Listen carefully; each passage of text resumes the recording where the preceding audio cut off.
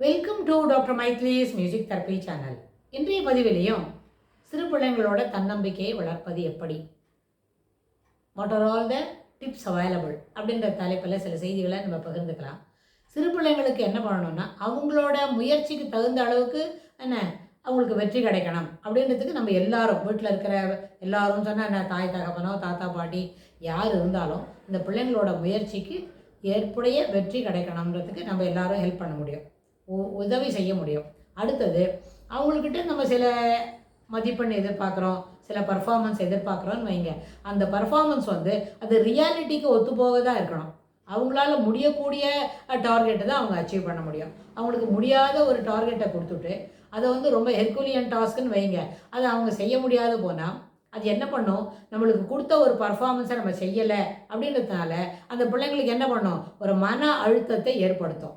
பிள்ளைங்களுக்கு மன அழுத்தம்னு சொன்னால் அது ஏற்புடையது இல்லை. சிறு வயதில் மன அழுத்தம் ஒரு நாளும் ஏற்றுக்கொள்ள முடியாத ஒன்று.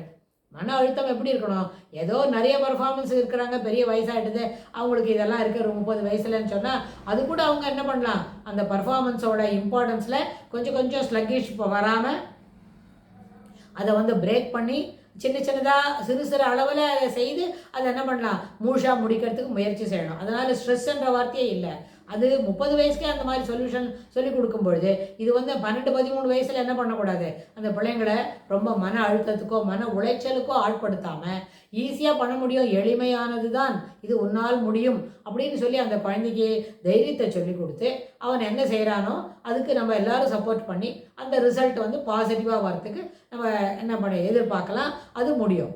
ஆனால் தன்னால் அடைய முடியாத ஒரு வெற்றி இலக்கை பற்றி நம்ம சொல்லி கொடுக்குறோம், அது இலக்கு, அது வெற்றிக்கு வழிவகுக்கும்னு சொன்னால் அந்த இலக்கு அவனால் அடைய முடியலன்னு சொன்னால் அது குழந்தைக்கு ரொம்ப அளவுக்கு மனசில் ஒரு உளைச்சலை ஏற்படுத்தும். அதனால் நம்ம இதெல்லாம் இல்லவே இல்லையோ, ரியல் வேல்யூஸ்க்கு நம்மளுக்கு ரொம்ப தூரமோ, நம்மளுக்குன்னு ஒரு வேல்யூவே கிடையாதா அப்படின்ற அளவுக்கு ஒரு தாழ்வு மனப்பான்மை வந்துடும். நம்ம இதெல்லாம் பண்ணுறோம், இவ்வளோ தூரம் எடுத்து பார்க்குறோம், ஆனால் அதெல்லாம் நம்மளால் ஒன்று கூட அந்த முயற்சி செய்து என்ன பண்ணல, முடிவு வரைக்கும் போக முடியல. அப்படியான ஆர் வி நாட் என்ன அதுக்கும் நம்மளுக்கு ஏற்புடையது இல்லையோ, ஆர் வி நாட் என்ன ready to receive those things, அந்த மாதிரி அக்கோலோட்ஸ்லாம் நம்மளுக்கு கிடைக்காதா அப்படின்ற அளவுக்கு அவனுக்கு ஒரு யோசனை வந்துடும்னு சொன்னால் அதுலேருந்து அப்புறம் பிள்ளைங்களை வெளியில் கூப்பிட்டுட்டு வர்றது ரொம்ப கஷ்டம்.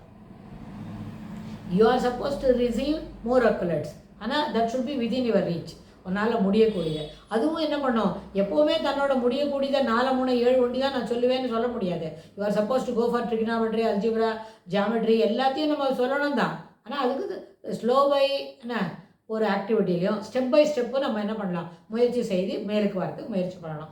ஏன்னா இந்த வகுப்பை தாண்டும் பொழுது 7ஆம் வகுப்பை தாண்டியாச்சுன்னு சொன்னால் 8, 9, 10 வரும்போது ஓவர் த பீரியட் அந்த படிக்கக்கூடிய படிப்பு, அந்த பாடப்புத்தகங்கள் கொஞ்சம் என்ன இருக்கும், கடினமானதாக இருக்கும்.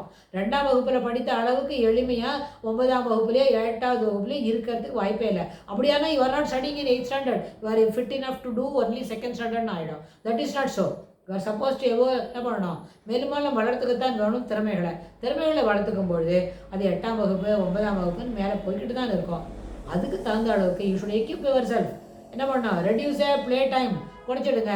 ஒருவேளை படிப்பு கொஞ்சம் லேட்டாக வருதுன்னா நிறைய டைம் செலவாக்கி படிக்கலாம். அதனால் இப்படியெல்லாம் முயற்சி செய்யும்போது நிச்சயமாக தன்னம்பிக்கை மேலும் மேலும் வளரும் என்று சொல்லி இந்த பதிவை நம்ம நிறைவு செய்கிறோம். இதுக்கு தொடர்புடைய செய்திகளை வரப்போகிற பகுதிகளிலும் பார்க்கலாம். தேங்க்ஸ் ஃபார் வாட்சிங்.